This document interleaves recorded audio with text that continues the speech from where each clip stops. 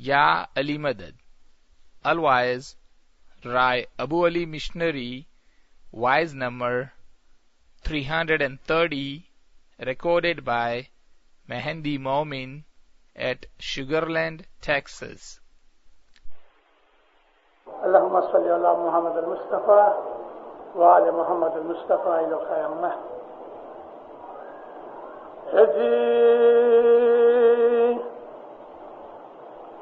ملونے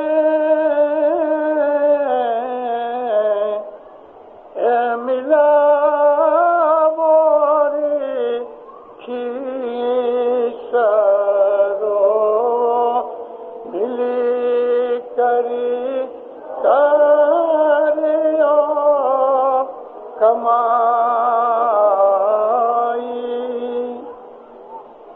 جی آنند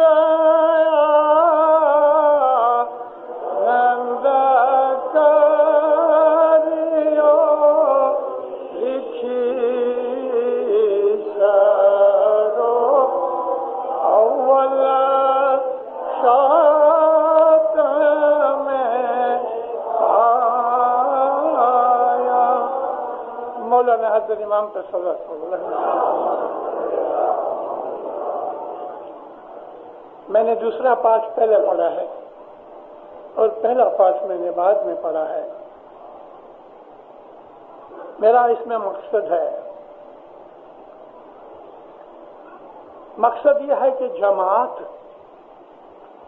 اس کو کہتے ہیں کہ جو بہت سے مومنوں سے بنی ہوتی ہے.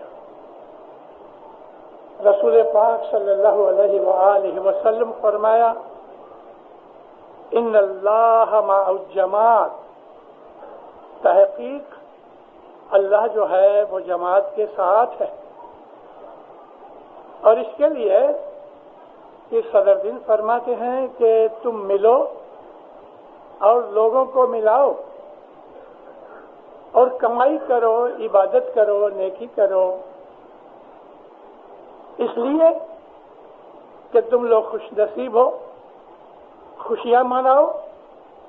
حضرت امام جو اول شاہ ہے، جو سب سے پہلا بادشاہ ہے، اس کی قدم بوسی تمہیں ہوئی، یعنی حضرت امام ملے، یہ خوش نصیبی ہے. حضرت امام سلطان محمد شاہ صلی اللہ علیہ 1903 میں کچھ گئے. مولا کی یہ پہلی مسافری تھی کچھ کی. اس بات کو آج 87 برس ہو گئے اور وہ کتاب ایک دفعہ چھپی فرمانوں کی، کچھ نہ فرمانوں. مکھی لال جی دیوراج نے 1905 کے اندر یہ 1903 کے فرمانوں کی کتاب چھاپی، کھوج کی زبان میں ہے. اب وہ کہیں ملتی نہیں، لوگ بھی کھوج کی بھول گئے، اور اس میں سے کچھ تھوڑے سے فرامین گجراتی میں ٹرانسلیٹ ہوئے، لیکن باقی اسی طرح سے رہ گئے. میرے مولا کا شکر ہے کہ وہ کتاب میرے پاس ہے. بہت سی ایسی چیزیں ہیں کہ جو آہستہ آہستہ مٹ جاتی ہیں. اگر ان چیزوں کو 2 بارہ 6 بارہ 4 بارہ تھوڑے تھوڑے وقت کے بعد اگر رجوع نہ کیا جائے تو آہستہ آہستہ وہ چیزیں ذہن سے بھی نکل جاتی ہیں اور کتابیں بھی برباد ہو جاتی ہیں. ہم اسماعیلیوں کے اندر بے حساب خوبیاں ہیں، شکر میرے مولا کا، لیکن ہمارے اندر کچھ برائیاں بھی ہیں. ان برائیوں میں ایک برائی یہ رہی کہ ہم نے اپنی ہسٹری نہ لکھی. بڑے بڑے دائی ہوئے فاطمی دور کے اندر، عالموت کے دور کے اندر بڑے بڑے دائی ہوئے، مگر افسوس کہ کسی دائی نے اپنے جماعت کی ہسٹری، تاریخ نہ لکھی. ہو سکتا ہے میری بھول بھی ہوتی ہوئے کہ لکھی ہوگی مگر ہم کو ملی نہیں. اگر لکھی ہوئے اور نہ ملی ہوئے تو کہیں نہ کہیں اس کا ذکر آوے. مثال کے طور پہ ہماری ایک کتاب تھی فقہ آہوت. یہ فقہ آہوت ایران کے اندر مولانا امام صلاح الدین نے لکھی، مگر اس کا نام کتابوں میں آ گیا، کتاب کدھر ملتی نہیں. عالموت کے زمانے کے بعد جب ہماری یہ عالموت کی سلطنت گر گئی، 171 برس عالموت میں اسماعیلیوں نے حکومت کی. آخر زمانے کے اندر جب ہلاکو خان کے لشکر نے عالموت کے اوپر حملہ کیا، اسماعیلی جی توڑ کے لڑے. ایک دن میں 30,000 اسماعیلی مارے گئے اور عالموت کی ساری لڑائی میں 80,000 اسماعیلی شہید ہوئے. ہلاکو خان نے 10 مہینے تک عالموت کا محاصرہ رکھا، مگر اس کی 6 لاکھ کی فوج بھی 1 لاکھ 1.5 لاکھ اسماعیلیوں کو زیر نہ کر سکی. یہ ہماری طاقت تھی. اور وہ زمانے کے اندر عالموت کی لائبریری میں، اسماعیلی لائبریری میں 6 لاکھ کتابیں تھیں. اندازہ کرو، آپ میں سے جو پڑھے لکھے ہیں وہ اس کا اندازہ کر سکیں گے. 6 لاکھ کتابیں. اور ان زمانوں کے اندر پرنٹنگ پریس نہیں تھے، ان زمانوں کے اندر ہمارے پاس کاپی کرنے کی مشینیں نہیں تھیں، ہاتھ سے لکھی جاتی تھیں. 6 لاکھ کتابیں لکھنے کے لیے کتنا وقفہ اور کتنے عالم ہوں گے. اور یہ کتابیں ہلاکو خان کے لشکر نے دریا میں پھینک دی، بہت سی جلا دی، اور ہمارا یہ سارا خزانہ مٹ گیا. میں آپ کو یہ عرض اس لیے کر رہا تھا کہ ہمیں اپنی جماعت کی تاریخ سے واقف ہونا چاہیے. ہم اسماعیلیوں نے دنیا کے اندر بہت بڑے بڑے کام کیے ہیں. ہم اسماعیلیوں نے دنیا کو بہت کچھ دیا ہے. اپنے اماموں کے ہدایت کے حساب میں، اپنے اماموں کی وفاداری میں رہ کے اسماعیلیوں نے بڑے کام کیے ہیں. عالموت سے پہلے ہماری حکومت نارتھ افریقہ میں تھی. موروکو، ٹیونیشیا، الجیریا، لیبیا اور مصر، یہ ساری اسماعیلی سلطنت تھی. اور اس زمانے کے اندر اسماعیلیوں کی حکومت کے اندر یہودی بھی رہتے تھے، عیسائی بھی رہتے تھے، اور بھی دوسرے لوگ رہتے تھے. مگر کبھی بھی ہمارے اماموں نے کبھی بھی نہیں اس بات کے لیے کوشش کی کہ ہم غیروں کو زبردستی اسماعیلی بنائیں.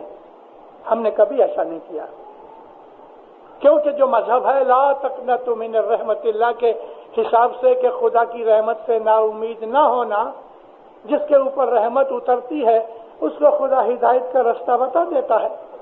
خوش نصیب ہیں وہ لوگ کہ جنہوں نے اپنے زمانے کے امام کی معرفت کی. رسول اکرم فرماتے ہیں من لم یعرف امام زمانہ ہی مات میتۃ فقد مات میتۃ جہلیہ وجاہل فی النار.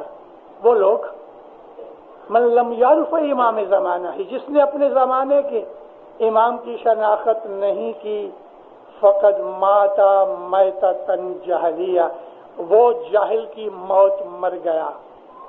جاہل کہتے ہیں نادان کو، جاہل کہتے ہیں اگنورنٹ کو، جاہل کہتے ہیں کہ جس کو سمجھ نہ ہوئے. اور نبی فرماتے ہیں کہ جو جاہل مرتا ہے تو وہ دوزخ میں جاتا ہے. جاہل کس کو کہتے ہیں؟ جس کو سمجھ نہ ہوئے. کس چیز کی سمجھ؟ امام کی، مذہب کی. ایک بھولا بھالا آدمی کھیتی کرتا ہے، کسان ہے، جنگل کے کنارے پہ رہتا ہے، مگر خدا کو جانتا ہے، مانتا ہے. غریب ہے، علم نہیں، پڑھا لکھا نہیں، خالی دستخط بھی نہیں کر سکتا، لیکن وہ خدا کو جانتا ہے اور ہمہ وقت وہ خدا کی مدد چاہتا ہے اور خدا کو یاد کرتا رہتا ہے. یہ جاہل نہیں. بھلے اس کو لکھنا پڑھنا نہیں آتا، اس کو جاہل نہیں کہا جاتا. جاہل وہ ہے کہ جس کو اپنے زمانے کے امام کی شناخت نہیں. جاہل وہ ہے کہ جس کو خدا کی یاد نہیں. جاہل وہ ہے کہ جو خدا کو نہیں مانتا، اور اگر سنا ہے کہ خدا ہے تو ڈرتا نہیں. اس کو اس بات کا یقین نہیں کہ مجھے روزی خدا دیتا ہے. اس بات کا یقین نہیں ہوتا کہ میرے بیوی بچے جو کچھ بھی اس دنیا کے اندر ہے وہ سب خدا نے دیا ہوا ہے. وہ پروردگار ہے جس نے ہر چیز کو خلق کیا ہوا ہے. یہ سمجھ رکھنے والا انسان جاہل نہیں. لیکن ایک ایم اے ہے، پی ایچ ڈی ہے، ڈاکٹر ہے، سائنٹسٹ ہے، بڑا انجینئر ہے، ایسا مان لو کہ بہت بڑا بزنس مین ہے، بہت بڑا مال ہے اس کے پاس، لیکن اگر وہ خدا کو نہیں جانتا، یہ تو سمجھتا کہ خدا ہے مگر مانتا نہیں خدا کی باتوں کو، ظلم کرتا ہے، بے ایمانی کرتا ہے، دغابازی کرتا ہے اور اپنی مرضی پہ چلتا ہے، خدا کے کہنے پہ نہیں چلتا، یہ آدمی جاہل ہے. میں نے آپ کے سامنے اس بات کی حقیقت کا اظہار کر دیا ہے کہ جاہل کون ہے. اگر پڑھے لکھے کی بات کرتے کہ بھی پڑھا لکھا آدمی ہوتا ہے وہ جاہل نہیں ہوتا تو یہ غلط ہے. رسول اکرم پڑھے لکھے نہیں تھے. نبی علیہ السلام ظاہری دنیا کے حساب سے پڑھے لکھے نہیں تھے مگر ان کو زمین و آسمان کا علم تھا. نبی کریم کے نور سے یہ ساری کائنات بنی ہے. تو جاہل اس کو کہتے ہیں کہ جو خدا کو نہیں جانتا، حالانکہ وہ خدا کی باتوں کو سنتا ہے، یہ کہتا بھی ہے کہ خدا ہے، لیکن خدا کو نہیں جانتا کا مطلب وہ خدا سے ڈرتا نہیں، وہ خدا سے ڈرتا نہیں. اس لیے دینداروں وہ گناہ کرتا ہے اور وہ جاہل ہے. تو ہمارے نبی کریم فرماتے ہیں اپنے زمانے کے امام کی جس نے شناخت نہیں کی وہ جاہل ہے، وہ جاہل کی موت مرے گا. اپنے زمانے کے امام کی شناخت خصوصی طور پہ اسلام کے اندر بڑی ضروری ہے. اللہ تعالیٰ قرآن میں فرماتا ہے کہ میں نے دنیا کے اندر اپنا نور اور کتاب بھیجی ہے. ہم جب قرآن کے ٹرانسلیشن پڑھتے ہیں تو اس کے اندر ترجمہ کرنے والے، تفسیر کرنے والے اپنے خیالوں کے حساب سے ترجمہ کرتے ہیں. آج تک قرآن شریف کے تمام تراجم ایک جیسے نہیں.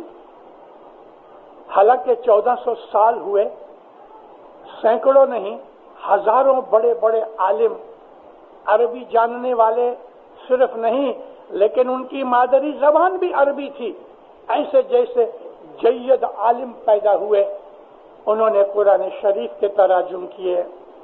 لیکن 1400 سال کے جتنے بھی ترجمے اکٹھے کر لو، تفسیر اس کی دیکھ لو، ایک دوسرے سے بہت سی چیزیں ملتی ہیں، بہت سی چیزیں نہیں ملتی.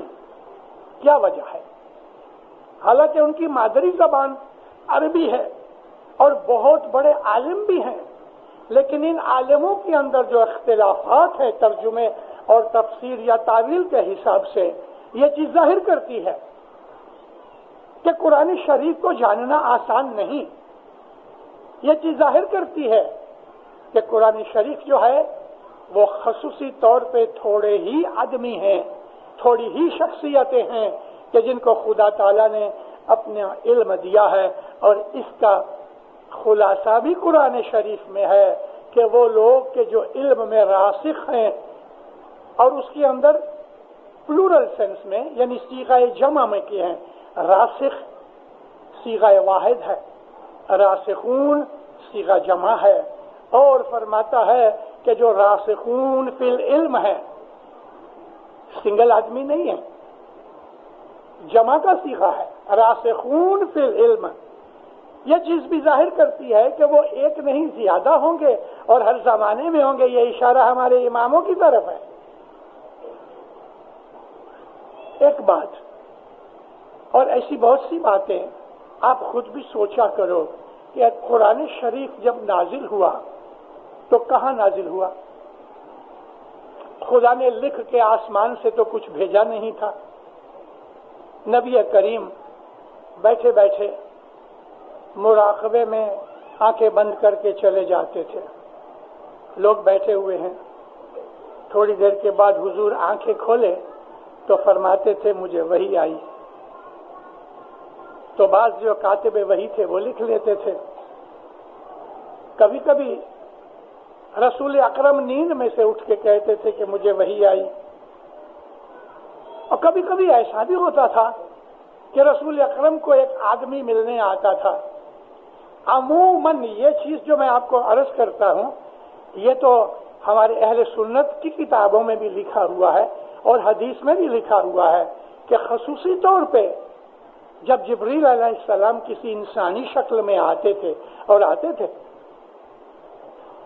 جیسے کہ سلیمان الفارس نبی کے پاس آوے، آپ کے کان میں کچھ باتیں کر کے چلا جاوے، تو نبی پوچھتے تھے لوگوں کو تم کو معلوم ہے کون آیا؟ کہ ہاں حضرت سلیمان فارسی تھے. فرمایا کہ وہ جبریل تھے اور وہی لے کے آئے تھے. بس اوقات سلیمان فارسی کی شکل میں جبریل علیہ السلام آ کے رسول اکرم کو وحی دے جاتے تھے. آپ کبھی کتابیں پڑھو سیرت نبی اور احادیث تو آپ کو اسماعیلی مذہب جگہ جگہ نظر آئے گا. حالانکہ ریت اور شکر، کھنڈ کے دانے، شکر کے دانے اور ریت کے دانے مکس ہو چکے ہیں حدیثوں میں. اب ان میں سے اگر چیونٹی بن کے آپ اس میں گھس جاؤ تو شکر کھا جاؤ گے، ریت چھوڑ جاؤ گے. چیونٹیاں کر سکتی ہیں. یہاں میرا مطلب چیونٹی سے کیا ہے کہ اس کو شکر کی شناخت ہے، یعنی وہ آدمی کے جو علم کی شناخت رکھتا ہے وہ جب حدیثیں پڑھتا ہے تو اس کو شکر ملتی ہے، اور لوگ اگر دیکھتے ہیں تو ان کو ریت نظر آتی ہے کیونکہ شکر کے دانے تھوڑے ہیں اور وہ بھی ریت جیسے ہی ہونے کی وجہ سے لوگوں کو نظر نہیں آتے. نبی کریم کی ایک حدیث ہے، ہم ان حدیثوں کو مانتے ہیں مگر ان حدیثوں کو مانتے ہیں کہ جو حدیثیں قرآن پاک کے ساتھ تطابق رکھتی ہیں. اگر کوئی ایسی حدیث ہے جو رسول اکرم نے خود فرمایا کہ میری بہت سی حدیثیں بناوٹی بنائی جائیں گی مگر وہ حدیث کے جو قرآن سے ملتی ہے وہ میری سچی حدیث ہے. میں نے آپ کو عرض کی تھی ابھی کہ قرآن کہاں نازل ہوا؟ نبی کے اوپر. رسول اللہ نے جب لوگوں کو اپنی وحی سنانی شروع کی تو مولا مرتضی علی ہمیشہ لکھ لیتے تھے. دوسرے بھی بہت سے لوگ تھے جو لکھ لیتے تھے. کئی لوگوں کو جلدی سے کوئی چیز نہیں ملتی تھی تو کپڑے کے اوپر لکھ لیتے تھے، کوئلے کے ساتھ دیوار پہ لکھ لیتے تھے.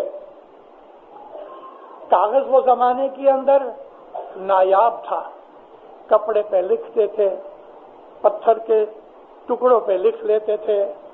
مٹکا ٹوٹ گیا، اس کی ٹھیکریاں کوئی بڑی سائز کی ہوتی تھی اس پہ لکھ لیتے تھے، چمڑے پہ لکھ لیتے تھے. اس طرح وہی یہ خدا پھیلی ہوئی تھی. نبی کے زمانے کے اندر ان کی حیاتی میں خدا کی وحی کو اکٹھا نہیں کیا گیا مگر ایک نے اکٹھا کیا اور وہ مولا مرتضی مشکل کشا صلی اللہ علیہ تھے. اب میں نے جو آپ کو عرض کی حدیثوں کی تو ہمیں حدیثوں میں سے اپنے اسماعیلی مذہب کے عقائد کی بہت سی چیزیں ملتی ہیں، جیسا کہ یہ چیز ہمارے عقیدے کی ہے اسماعیلی مذہب کی کہ رسول اکرم جب وفات پائی تو نبی فرماتے تھے میں دو چیزیں چھوڑے جاتا ہوں، یہ دو چیزیں ساتھ ہی رہیں گی، قیامت تک ساتھ رہیں گی، جدا نہیں پڑیں گی. اے مسلمانوں یہ دونوں چیزوں سے تمسک کرو، اگر تم نے ایک کو رکھا دوسرے کو چھوڑ دیا تو گمراہ ہو جاؤ گے. یہ چیز حدیث میں ہے. البتہ بعض حدیثیں ایک دوسرے کے ساتھ ملتی ہیں، بعض کے راوی جدا ہیں، بعض کے لکھنے کا طرز جدا ہے، لیکن ہے. اور یہ ایسی چیزیں ہیں کہ جس سے کوئی بھی عالم انکار نہیں کر سکتا. مولانا شاہ کریم صلوات اللہ علیہ حضرت امام نے ایک کانفرنس کے اندر اپنی جماعت کے عملداروں کو فرمایا کہ دیکھو تم شیعہ سورسز ڈھونڈو اور اصل سورس ڈھونڈو. ان اصل چیزوں میں ایسی چیزیں ہیں کہ اگرچہ لوگ دوسرے نہ مانیں لیکن یہ تو ضرور کہیں گے کہ اس کو ہم جھٹلا نہیں سکتے. ماننا اور چیز ہے، جھٹلانا اور چیز ہے. حضرت امام فرماتے ہیں کہ ایسی چیزیں ڈھونڈو اصل سورسز میں ہیں کہ بھلے وہ نہ مانے مگر یہ کہنے کی ہمت نہیں رکھیں گے کہ یہ غلط ہے. اگر ایک آدمی خود ہی اپنے ہاتھ سے دستخط کر کے یہ لکھ دے وے کہ میں تجھ کو 1000 روپیہ دوں گا، اگرچہ یہ چیز یوں ہی لکھ دی اس نے مذاق میں بھی، تو انکار نہیں کر سکتا. اس کے ہاتھ کی لکھی ہوئی چیز ہے. اور ایسی سورسز جس کے لیے امام اشارہ کرتے ہیں، آپ میں ضرور کچھ پڑھے لکھے لوگ ہیں کہ جن کو تاریخ اور حدیث کا شوق ہے. دیکھیے نبی کریم ان کی جو سیرت تھی، رسول پاک نے ہجری سن 11 کی شروعات میں وفات پائی. اس وقت بہت سے لوگ ایسے تھے جنہوں نے نبی کریم کے ساتھ ساری زندگی گزاری، مگر آپ کی وفات کے بعد ابو الاسحاق نام کا ایک آدمی تھا. اس نے رسول اللہ کی سب سے پہلے سیرت یعنی زندگی کے حالات اور حضور کے فرامین لکھے. ابو الاسحاق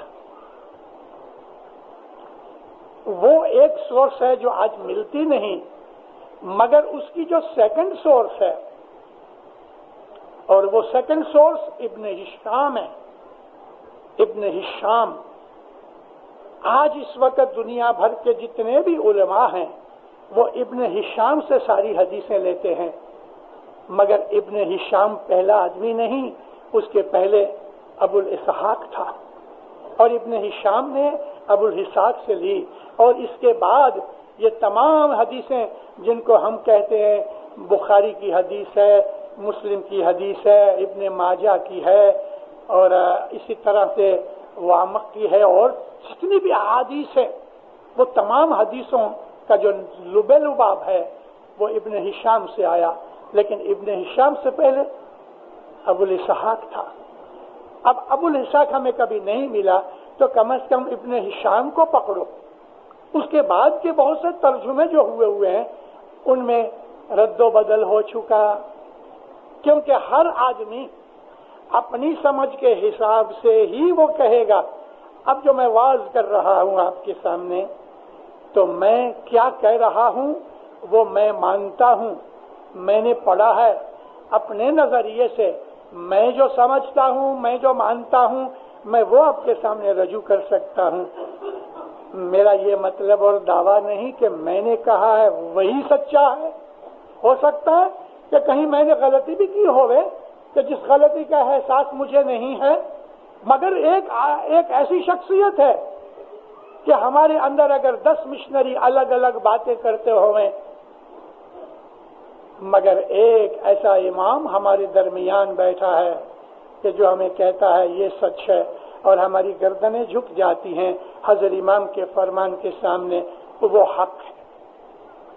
اس لیے یہ بہت ضروری ہے دینداروں، یہ بہت ضروری ہے کہ ہمارے اندر ایک ایسی شخصیت ہوئے کہ جس کا درجہ رسول اکرم جیسا ہوئے، یا جس کا درجہ رسول اکرم کی آل جیسا ہوئے، جس کا درجہ راسخ فی العلم ہوئے، جس کا درجہ اولی الامر ہوئے جو اللہ نے فرمایا ہے.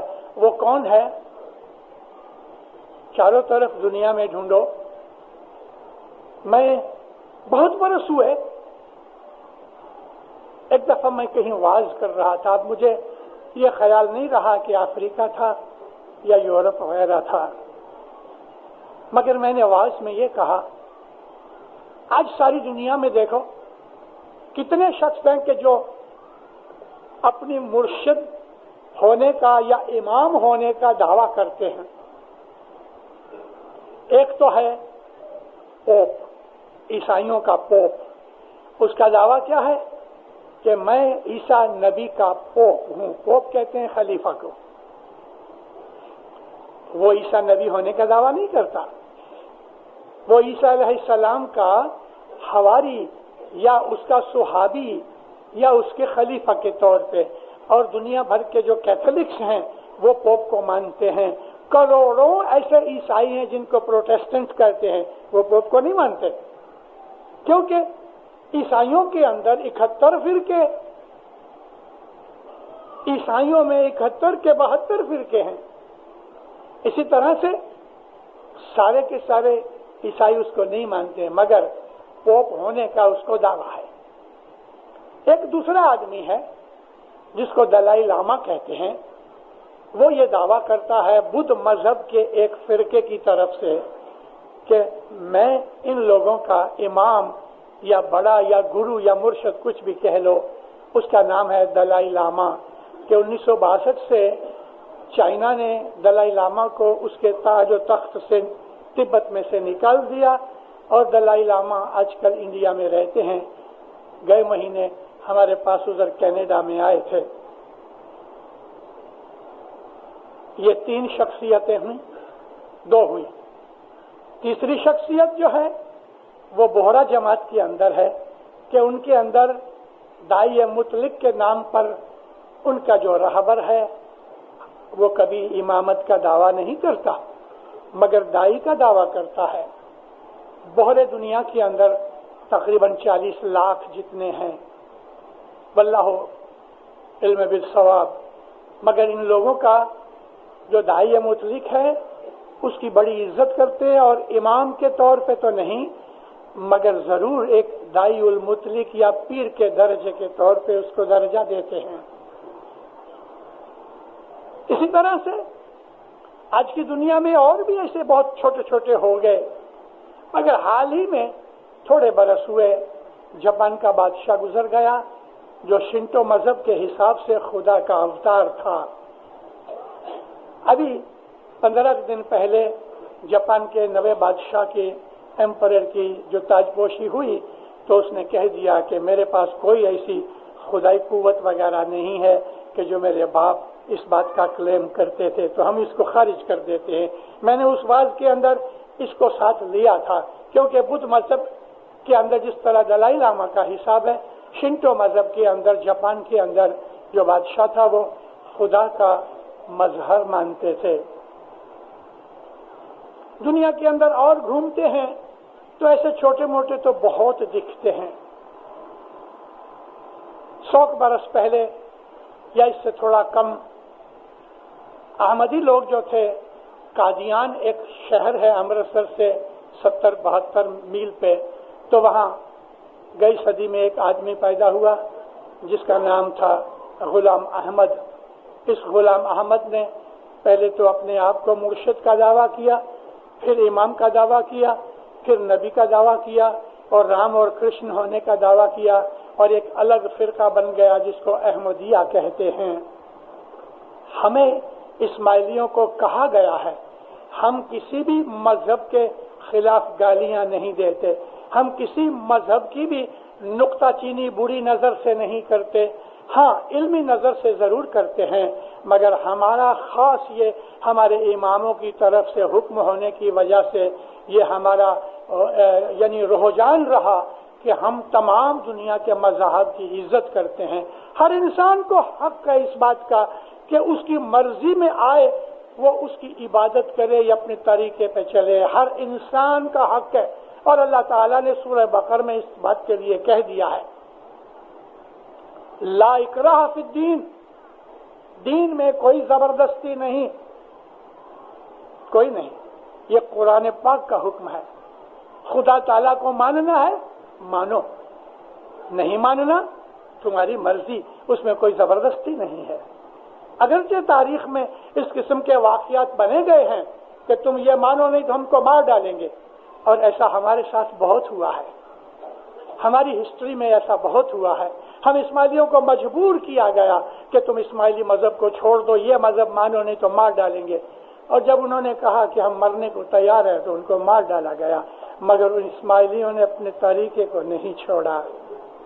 اب یہ جو میں نے آپ کے سامنے 4-5 ہستیوں کا ذکر کیا، ان میں ایک ہستی ہمارا مولا باپا ہے کہ جس کا یہ دعویٰ ہے کہ میں آل رسول ہوں اور یہ امامت قیامت تک چلے گی، میں خدا کے نور کا حامل ہوں۔ ہمارے اسماعیلی طریقے کے اندر اگر ہم نبی کو اپنا نبی مانتے ہیں تو ہم یہ مانتے ہیں کہ رسول پاک صلی اللہ علیہ وآلہ وسلم کے اندر نبوت کا نور تھا، یہ نبوت کا نور خدا کے حکم سے ہوا۔ تو اس لیے نبی پاک جس طرح اللہ ایک ہے، ہر فرقہ اسلام کا 73 فرقے خدا کو مانتے ہیں، اللہ کو مانتے ہیں، وحدہ لا شریک والا ہے۔ ہم اسماعیلی بھی الحمدللہ ہم نے کبھی بھی شرک نہیں کیا اپنی تمام لائف کے اندر، ہم نے کبھی نہیں کہا کہ 2 خدا ہیں، ہم نے کبھی نہیں کہا کہ خدا کا کوئی حصے دار ہے، ہم نے کبھی نہیں کہا کہ خدا جیسا اور بھی کوئی ہے۔ اسماعیلیوں نے ہمیشہ اللہ ایک قسم سب کا یہ اپنے گنانوں میں ذکر کرتے رہے، اور مولا علی سے لے کے اسماعیلی طریقے پہ چلنے والے جتنے بھی شیعہ تھے، ان سب کا ایک ہی اصول ہے کہ اللہ وحدہ لا شریک لہ ہے، اس کا کوئی بدل